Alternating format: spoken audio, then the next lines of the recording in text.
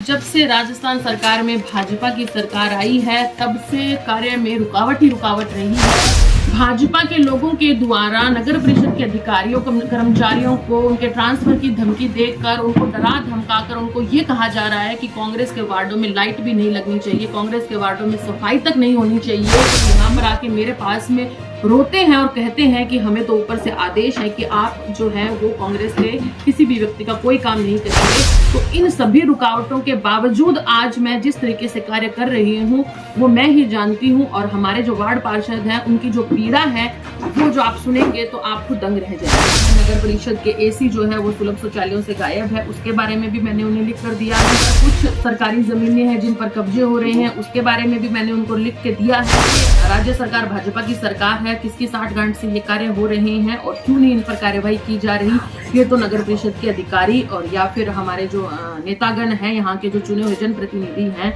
वही बता सकते हैं। पता नहीं ऐसे लोग कौन से हैं, क्योंकि इस तरीके की तथ्यहीन बातें कौन करता, वो भी इतने आत्मविश्वास के साथ में वो कहते हैं कि सभापति ने 200 फीट का प्रस्ताव बनाकर भेज दिया है।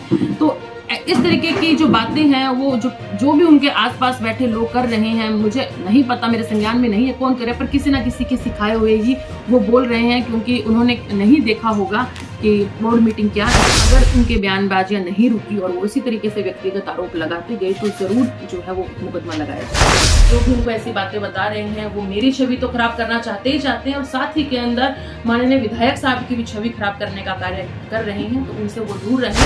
और सहारण उनके द्वारा एक प्रेस कॉन्फ्रेंस आयोजित की गई थी जिसमें मुझ सभापति के ऊपर उनके द्वारा बड़े गंभीर आरोप जो है लगाए गए थे, और उन आरोपों का मैं सभी आरोपों का सिरे से खंडन करती हूँ और आज आप लोगों को तथ्य सहित मैं उनके जवाब जो है देना चाहूंगी। सबसे पहले उनके द्वारा एक जो बड़ा मुद्दा उठाया जा रहा है, जो हमारी अंबेडकर सर्किल से पंखा सर्किल तक की जो रोड है, उस रोड को वो बार बार कह रहे हैं कि ये जो रोड है वो सभापति ने इसको 200 फुट का करके और इसे राज्य सरकार को भिजवाया था, जिसमें सभी कांग्रेस के पार्षद भी शामिल थे। और ये कथन उनके द्वारा बार बार कहा जा रहा है कि जिस कारण जो है वो लोगों के अतिक्रमण टूटे हैं और लोग परेशान हुए हैं, तो उसका जवाब मैं आपको तथ्य सहित देना चाहूँगी।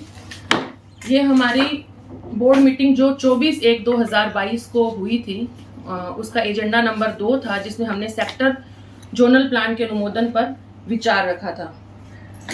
ये सभी के लिए एक प्रति है। इस सेक्टर जोनल प्लान के अनुमोदन पर विचार में तीसरे पैरे पर आप देखेंगे, नीचे से सेकंड लास्ट जो पैराग्राफ है उसे आप पढ़िए, जिसमें लिखा हुआ है, इसके साथ ही सम्मानित सदस्य श्री यूसुफ खान द्वारा बताया गया कि सेक्टर जोनल प्लान में पंखा सर्किल से कलेक्ट्रेट सर्किल तक की मुख्य सड़क की चौड़ाई 200 फीट दर्शाई गई है। साथ ही कस्बा चूरू के मास्टर प्लान 2031 में भी उक्त सड़क की चौड़ाई 200 फीट दर्शाई गई है, किंतु विगत काफी वर्षों से उक्त सड़क की चौड़ाई 150 फीट आधार मानकर सैनिक बस्ती वन विहार योजना के पट्टे सक्षम स्तर से जारी शुदा है। साथ ही निकाय की ओर से विभिन्न प्रकरणों में उक्त सड़क की चौड़ाई को 150 फीट आधार मानकर ही भू उपयोग परिवर्तन किया जा रहा है। भवन निर्माण स्वीकृति भी जारी की गई है, जो कि कमिटमेंट की श्रेणी में आता है। इसके अतिरिक्त मौके पर उक्त सड़क की चौड़ाई भी 150 फीट ही उपलब्ध है। अतः वर्णित कमिटमेंट में मौके पर उक्त सड़क की विद्यमान चौड़ाई के दृष्टिगत सेक्टर जोनल डेवलपमेंट प्लान में उक्त सड़क की चौड़ाई 150 फीट कायम किए जाने का प्रस्ताव स्वीकृति हेतु राज्य सरकार को भिजवाया जाना उचित होगा। सदन के द्वारा बाद विचार विमर्श सेक्टर जोनल डेवलपमेंट प्लान में विधिक प्रक्रिया स्वरूप उपरोक्त अनुसार संशोधन का समावेश करते हुए सेक्टर जोनल डेवलपमेंट प्लान का सर्वसम्मति से अनुमोदन कर स्वीकृति योग्य आवश्यक प्रस्ताव राज्य सरकार को भिजवाए जाने हेतु निर्णय लिया गया, जिसमें कि पहले 200 फीट दर्शाई गई थी, लेकिन चूंकि मौके पर 150 फीट ही था, जो वहां के लोगों के द्वारा जो आगे अपना जो रोका गया था या जो भी अतिक्रमण किया गया था और जो नगर परिषद के द्वारा भवन निर्माण स्वीकृतियां दी गई थी, वो सभी उस 150 फीट आधार मानकर ही दी गई थी। इसलिए हमने इसे, ताकि लोग भी परेशान ना हो और जो सड़क की चौड़ाई है वो भी बनी रहे, इसके लिए हमने इसको 150 फीट आधार मानकर ही राज्य सरकार को भेजा था। तो इनका एक जो आरोप था उसका मैं तथ्य सहित खंडन करती हूँ। दूसरा, उनके द्वारा कहा गया था कि दीपावली पर रोशनी व्यवस्था को लेकर हमारे विधायक साहब बड़े चिंतित थे और उन्होंने इवन प्रेस कॉन्फ्रेंस करके ये बोला था कि सभापति जो है वो दिवाली पर रोशनी व्यवस्था नहीं करना चाहती है, सफाई व्यवस्था नहीं करना चाहती है, जबकि मेरे कार्यकाल में दिवाली के ऊपर हर बार स्पेशल हमने सफाई व्यवस्था भी करवाई है, रात्रिकालीन भी करवाई है और दिवाली पर जो साज सज्जा होती है वो भी हमने हमेशा से हटकर ही कुछ करवाया है। उसके अंदर भी उनको मैं ये कहना चाहूंगी, उनकी जो प्रेस कॉन्फ्रेंस थी वो 15 तारीख को उन्होंने रखी थी, 15 अक्टूबर को, और दिवाली पर जो रोशनी व्यवस्था को लेकर जो फाइल मेरे पास आई थी उसको मैंने 12 को ही स्वीकृति दे दी थी और जिसकी कॉपी भी मैं आप सभी को उपलब्ध करवा देती हूँ। इसके अंदर जब ये फाइल मेरे पास आई थी तब इसमें हमारे जो अकाउंटेंट साहब है गुगन राम, उनकी टिप्पणी थी, एक अकाउंट ऑफिसर की टिप्पणी ली जाती है कि आपके कौन से मद में कितनी राशि उपलब्ध है, जिसमें उन्होंने पैरा संख्या 9 में ये टिप्पणी की थी कि वर्तमान में परिषद के किसी भी मद में राशि उपलब्ध नहीं है। यदि सामग्री क्रय किराए पर ली जानी अति आवश्यक है तो सामान्य मद से एएस व एफएस जारी की जा सकती है। निर्णय मुझे लेना था इसमें, क्योंकि पत्रावली जो थी वो 9.5 लाख से ज्यादा की राशि की थी और मद में राशि उपलब्ध नहीं थी और जो सामान्य मद है उसमें भी राशि उसमें उपलब्ध नहीं थी। सामान्य मद नगर परिषद का ऐसा होता है जिसमें पैसा आता रहता है जाता रहता है। तो ये उन्होंने मेरे को 7 अक्टूबर को दी, जिसमें मैंने उनसे बाद में दोबारा ये पूछा कि कितनी राशि उपलब्ध है, मुझे स्पष्ट रिपोर्ट दी जावे, जिसमें उन्होंने मुझे 9 अक्टूबर को ये लिख के दिया कि आज दिनांक 9 अक्टूबर के पास हमारे पास जनरल फंड में जब पैसा आया तब उनकी रिपोर्ट आई कि आज दिनांक को सामान्य मद के खाते में 40 लाख रुपए उपलब्ध है। तो मैंने 12 तारीख को ये अप्रूव कर दी थी फाइल, 11 तारीख को रात को अप्रूव की थी, इसमें 12 तारीख दिखा रहा है और उन्होंने 15 तारीख को प्रेस कॉन्फ्रेंस करके ये बोला है कि सभापति जो है वो रोशनी व्यवस्था की फाइल रोके बैठी है। तो मेरे द्वारा ऐसी किसी भी फाइल को कभी भी नहीं रोका जाता है, लेकिन हाँ अगर राशि उपलब्ध नहीं है मद में तो मैं कोई भी फाइल जो है वो चाहे किसी भी कार्य को लेकर मैं साइन नहीं करूंगी। इसके अलावा उनके द्वारा एक और आरोप लगाया गया कि चूरू नगर परिषद में उनके प्रयासों से 2 करोड़ रुपए आए हैं। ऐसे कोई भी राशि नगर परिषद को आज दिनांक तक उपलब्ध नहीं हुई है। 2 करोड़ राशि की वो शायद जिस राशि की वो बात कर रहे हैं वो राशि है जो राजस्थान सरकार ने जब से भाजपा की सरकार बनी है तब से लेकर अब तक 2 करोड़ रुपए की राशि पीडब्ल्यूडी के अंदर जरूर आई है, जो पूरे राजस्थान में समान रूप से सभी नगर पालिकाओं में 1-1 करोड़ और सभी नगर परिषद में 2-2 करोड़ की राशि जो है वो मिली है, जिसमें किसी का कोई सहयोग नहीं है। ये समान रूप से राज्य सरकार के द्वारा दी गई है। वो 2 करोड़ का जो राशि है वो भी पीडब्ल्यूडी के अंदर आई है, नगर परिषद में ऐसी कोई राशि नहीं आई है। जिसके अंदर जो सड़क बनाने का कार्य है तो हमारे द्वारा ये प्रस्ताव जो बनाया गया है कि राम मंदिर और जो लाल घंटाघर है, लाल घंटाघर से लेकर राम मंदिर तक की जो सड़क है वो बनाई जाए। और विधायक साहब बार बार कह रहे हैं कि हम कलेक्ट्रेट से लेकर पंखा सर्किल तक की रोड जो है वो बनाएंगे। कलेक्ट्रेट से लेकर पंखा सर्किल तक की जो रोड है वो टोल रोड के अंदर आती है, तो जो जनता है वो 2 बार पैसा थोड़ी ना देगी, ये पैसा भी जनता का ही है। और टोल रोड को बनाने की बजाय हम चाहेंगे शहर की मुख्य रोड जो है वो सुधरे और साथ ही के अंदर जो आसपास में जो नगर परिषद के द्वारा जो तोड़ाफोड़ी की गई है उसको एक सुंदर रूप देते हुए उसके आसपास में फुटपाथ बनाया जाए, जिसके अंदर हमें कोई ऐतराज नहीं है। तो ये जो 2 करोड़ की राशि का उन्होंने हवाला दिया है ये हमारे पास में नहीं है ये राशि। इसके साथ ही के अंदर उन्होंने एक बड़ा गंभीर आरोप लगाया है हरियाणा के ठेकेदार से 60 गांठ, जिसका मैं पर्सनली रूप से व्यक्तिगत रूप से मैं विधायक साहब को, जो हमारे माननीय विधायक साहब है जन चुन कर आए, उन्हें यही कहना चाहूंगी कि आप इस तरीके के व्यक्तिगत आरोप ना लगाएं। एक महिला जनप्रतिनिधि होने के नाते, सभापति होने के नाते भी मुझे ठेस पहुंची है इस तरीके के बयानबाजियों से। क्या 60 गांठ होती है मुझे नहीं समझ में आई। अगर 60 गांठ होती तो हम भी 5 साल के जो कार्यकाल है उसका टेंडर कर चुके होते। 1-1 वर्ष का टेंडर हम नहीं करते और ना ही हम उनके ऊपर नोटिस की कार्यवाही करते। तो इस तरीके के जो आरोप है वो उनको नहीं देने चाहिए। उस पद के लिए, जिस पद पर आज वो विराजमान है, उस पद के लिए वो शोभायमान नहीं है।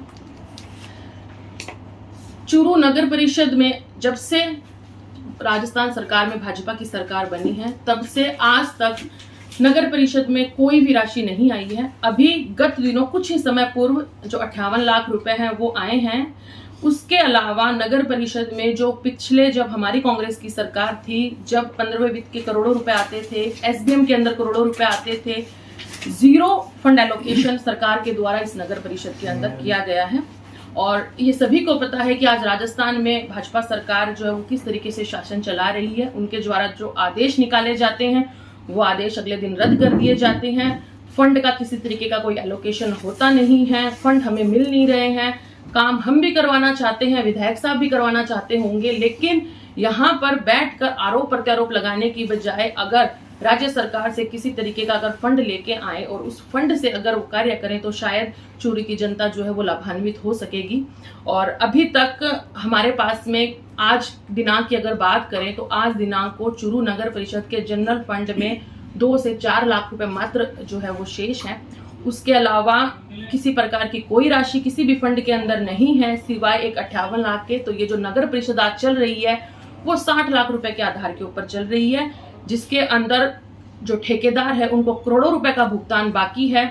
और जो ये 58 लाख रुपए जो नगर परिषद में आए हैं वो राशि भी अभी कुछ दिन पूर्व आई है, जिसमें हमारे आदरणीय विधायक साहब ने ये भी कहा था कि 30-30 लाख के 2 टेंडर जो है वो लगाए गए हैं।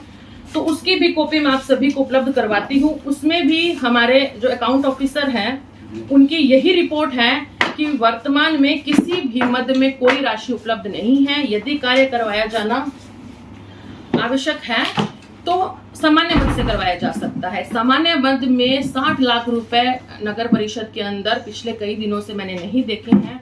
और भावावेश में आकर या किसी के उकसाए या किसी के इस तरीके की बयानबाजियों से प्रभावित होकर मैं ऐसी किसी भी पत्रावली पर मेरे साइन नहीं करूंगी जब हमारे पास में पैसा नहीं है और हम काम करवा लें। क्योंकि इसी प्रकरण के अंदर सांचौर से कमिश्नर जो है उसको सस्पेंड किया गया है।